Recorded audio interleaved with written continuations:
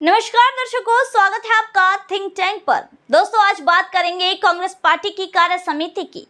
बात करेंगे कि कैसे ये कार्य समिति कांग्रेस पार्टी के हालातों को, वर्तमान और भविष्य के हालातों को बयां करती है। बात करेंगे कि जिस परिवारवाद की राजनीति के टैग को हटाने के लिए गांधी परिवार के बाहर का यानी कि मल्लिकार्जुन खड़गे को कांग्रेस का अध्यक्ष बनाया गया, वो सिर्फ लोगों को बहकाने के लिए था, बरगलाने के लिए था। असल में ये एक मिथ्या थी। इस मिथ्या को आप सभी लोगों के सामने रखूंगी। दोस्तों, इन तमाम सवालों के जवाब जानने के लिए मेरे साथ इस वीडियो में अंत तक जरूर बने रहिएगा और चैनल को सब्सक्राइब नहीं किया है तो जल्दी से कर लीजिए। दोस्तों, अक्टूबर 2022 में मल्लिकार्जुन खड़गे जी कांग्रेस पार्टी के अध्यक्ष बने, जिसमें यह कहा गया कि गांधी परिवार के जो अध्यक्ष के बाहर के अध्यक्ष बने हैं, यानी कि ये सारी चीजें की गई सिर्फ गांधी परिवार के नाम पर, जो कांग्रेस पार्टी पर परिवारवाद की राजनीति का टैग लगा हुआ था उसके लिए। खैर दोस्तों, इसके बाद मल्लिकार्जुन खड़गे जी को 10 महीने लग गए अपनी कार्य समिति बनाने में कांग्रेस पार्टी की। अब 10 महीने का समय लगा तो सोचा तो ये जाएगा कि 10 महीने का समय लगा है तो चुन चुन कर लोगों को लिया गया होगा, जो राजनीति में विशेषताएं हासिल कर रखे होंगे, जो राजनीति में बढ़िया समझ रखे होंगे, ऐसे लोगों को इस समिति में लाया जाएगा। लेकिन दोस्तों, धीरज रखिए। इस वीडियो में मैं आपको बताऊंगी कि कैसे कैसे लोगों को लाया गया है। दोस्तों, ये कार्य समिति जो बनाई गई है अब तक की सबसे बड़ी कार्य समिति है, जिसमें 39 सदस्य हैं।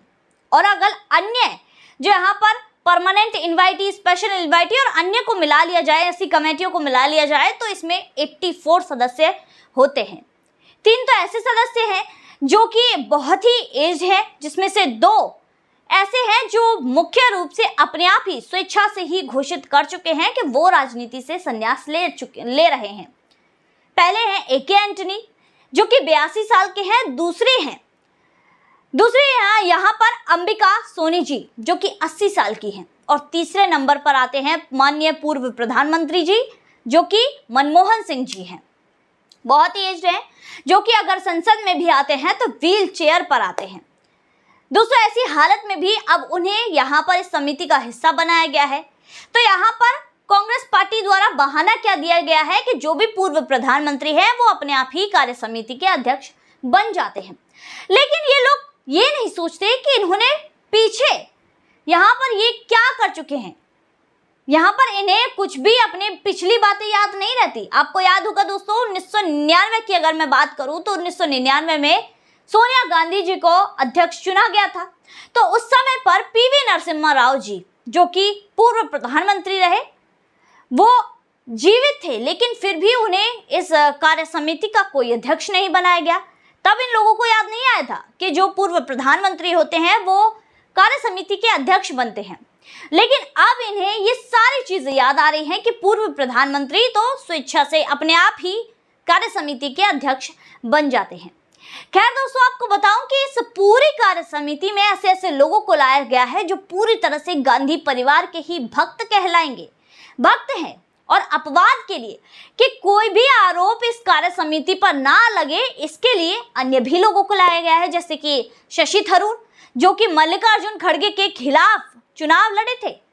और यहाँ पर वो एक ऐसे नेता हैं जो किसी के भी दबाव में आना पसंद नहीं करते। तो यहाँ पर उन्हें अध्यक्ष भी नहीं बनाया गया कांग्रेस पार्टी का, जिसके चलते यहाँ पर, क्योंकि शशि थरूर की खुद की एक यहाँ पर पहचान है, वो किसी के भी उंगलियों पर ना चले, ऐसा मतलब लोगों को उनका जो है उनका स्वभाव ऐसा लगता है, जिसके तहत अब शशि थरूर को लाया गया है। और दूसरे हैं सचिन पायलट। राजस्थान की जो राजनीति है उसको बैलेंस करने के लिए, जो अशोक गहलोत और सचिन पायलट के बीच में विवाद चलता है, सबको पता है, इसी को बैलेंस करने के लिए सचिन पायलट को राज्य की राजनीति से अब राष्ट्रीय राजनीति में लाने के लिए इस कार्य समिति का हिस्सा बनाया गया है। तो दोस्तों, अब जानते हैं कि इस कार्य समिति को मैं ये क्यों कह रही थी कि ये कार्य समिति ही कांग्रेस पार्टी के हालातों को बयां करेगी, उसकी दिशा और दशा को बताएगी कि वर्तमान और भविष्य में कैसे होने वाली है। देखिए दोस्तों, 5 लोकसभा सदस्यों को इस कार्य समिति में शामिल किया गया है, जिसमें से 2 तो गांधी परिवार के ही हैं और 3 अन्य लोकसभा सदस्य हैं। 10 राज्यसभा सदस्यों को यहाँ पर इसमें शामिल किया गया है। 19 ऐसे सदस्य हैं जो लंबे समय से ना चुनाव लड़े हैं और लड़े हैं तो हार गए हैं।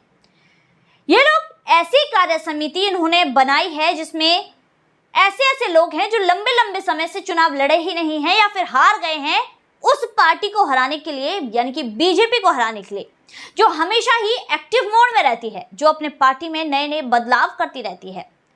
दोस्तों आपको बता दो, इसमें जो इस कार्य समिति में 25 सदस्य हैं वो पुरानी कार्य समिति के हैं और बाकियों को इसमें ऐड किया गया है। जबकि बीजेपी ऐसी है जो अपनी कार्य समिति में जो अपने लोगों में बदलाव करती रहती है, पुराने लोगों को कोई अन्य कार्य देके नए लोग इसमें लाते रहते हैं, जो कि नई राय बताते हैं, नई सारी चीजें करते हैं, जिससे कि बीजेपी का जो बैलेंस बना हुआ है, जो विकास बीजेपी कर रही है, वो वाकई उम्दा है, तारीफे काबिल है। हाल ही में हमने चंद्रयान 3 देखा कि किस तरह सॉफ्ट लैंडिंग उसकी चांद पर हो चुकी है और देश का, यानी कि भारत का नाम इतिहास में लिखा जा चुका है स्वर्ण अक्षरों में। जिसके तहत दोस्तों यहाँ पर ऐसी पार्टी से लड़ने के लिए कांग्रेस पार्टी ऐसी कार्य समिति बनाई है जिसमें ऐसे नेताओं को शामिल किया गया है जो लंबे समय से या तो चुनाव नहीं लड़े या फिर वो चुनाव लड़े तो हार गए, और कुछ गांधी परिवार के हैं, ऐसे लोगों को बनाया गया है। इसके अलावा दोस्तों महाराष्ट्र के पूर्व मुख्यमंत्री अशोक चौहान को और चरणजीत सिंह चन्नी, जो कि लंबे समय से जब पंजाब में जो चुनाव के यहाँ पर चुनाव की जो सारी चीजें डिक्लेयर हुई, चुनाव के रिजल्ट आए, उसके बाद गायब से दिखाई दे रहे थे। कुछ लोग कह रहे थे कि वो बाहर गए थे विदेश अपना इलाज करने के लिए, लेकिन शायद कांग्रेस पार्टी को खुद नहीं पता था कि वो कहाँ है, क्योंकि ना तो वो किसी प्रोग्राम में दिखाई दे रहे थे कांग्रेस पार्टी के, ना ही कहीं और दिखाई दे रहे थे।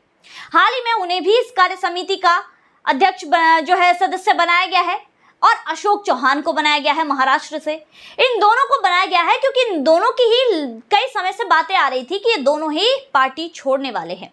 अब महाराष्ट्र में अशोक चौहान छोड़ देते तो अशोक चौहान के पीछे बहुत जन समर्थन है, जिसके कारण कांग्रेस का जो जन समर्थन यहाँ पर महाराष्ट्र में है वो कम हो जाता। और चरणजीत सिंह चन्नी दलित समुदाय से आते हैं। जब इन्हें मुख्यमंत्री बनाया गया था तो कांग्रेस ने वाही लूटने की पूरी कोशिश की थी कि हम तो दलितों का सोचते हैं और दलितों के साथ रहते हैं, इससे दलित वोट इनके पास पूरी तरह से आ जाए। तो ये इनकी सारी स्ट्रेटेजी थी। तो इसके तहत मुख्यमंत्री बनाया गया, लेकिन अब इन लोगों को इस कमेटी में शामिल कर लिया गया है। दोस्तों यहाँ पर पूरी तरह से ऐसे लोगों को लाया गया है जो पूरी तरह से गांधी परिवार की उंगलियों पर नाचते हैं, और राहुल गांधी ने ये पूरा जो है उदाहरण पेश कर ही दिया है कि पार्टी में कोई भी पद ना रहते हुए भी किस तरह दबदबा बना रहेगा राहुल गांधी का, गांधी परिवार का, वो उन्होंने साबित कर दिया है। क्योंकि फिलहाल में राहुल गांधी के पास कोई पद नहीं है, लेकिन चलती राहुल गांधी की है। अब दोस्तों एक और चीज है जो कांग्रेस पार्टी की दशा और दिशा को व्यक्त करती है, उनके हालातों को व्यक्त करती है कि कैसे हालात उनके होने वाले हैं, वो है उत्तर प्रदेश। सबसे बड़ा राज्य है, 80 सीटें हैं, जिसमें से 80 सीटें हैं। अब यहाँ पर सोचिए कि सबसे ज्यादा सदस्य किस राज्य से इन्हें लेने चाहिए या फिर कहाँ पर ज्यादा ध्यान देना चाहिए, वो है उत्तर प्रदेश। अन्य पार्टी होती तो ऐसा ही करती, लेकिन आपको आश्चर्य होगा कि उत्तर प्रदेश से सिर्फ 3 सदस्य इन्होंने लिए हैं और तीनों की तीनों गांधी परिवार के हैं। राहुल गांधी, सोनिया गांधी और प्रियंका वाड्रा, तीनों उत्तर प्रदेश से लिए हैं और तीनों ही गांधी परिवार के हैं। यानी कि या तो कांग्रेस पार्टी अब उत्तर प्रदेश में हार चुकी है या फिर दोबारा खड़े होना नहीं चाहती, प्रयास करना नहीं चाहती। और दोस्तों एक बात जान लीजिए, उत्तर प्रदेश यहाँ पर जो कांग्रेस की राजनीति है उसका गढ़ रहा है एक तरह से, और यहाँ पर अब इस बार भी अगर कांग्रेस का नहीं बना या फिर राहुल गांधी चुनाव नहीं लड़े उत्तर प्रदेश से, तो कांग्रेस पार्टी के लिए मुश्किल हो जाएगा। क्योंकि देखिए राजनीति में कोई भी चीजें पहले से नहीं कही जा सकती, लेकिन हम इतना कह सकते हैं कि कांग्रेस पार्टी के लिए बहुत मुश्किल हो जाएगा कि लंबे समय तक भी वो राजनीति में यहाँ पर यानी कि उत्तर प्रदेश में अपने पांव जमा सके, जिससे पता चलता है कि कांग्रेस पार्टी के हालात क्या होने वाले हैं इस कार्य समिति से।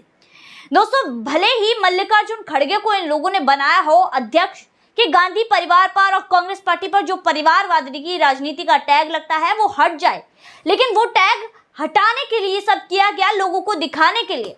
अब भी इस कार्य समिति में भी ऐसे लोगों को ही चुना गया है जो गांधी परिवार की ही भक्ति करें, गांधी परिवार के ही नाम पर, यहाँ पर गांधी परिवार की ही बात माने। तो ऐसे लोगों को ही चुना गया है। तो दोस्तों आज की वीडियो में बस इतना ही, फिर मुलाकात होगी ऐसी वीडियो के साथ। तब तक के लिए देखते रहिए थिंक टाइम।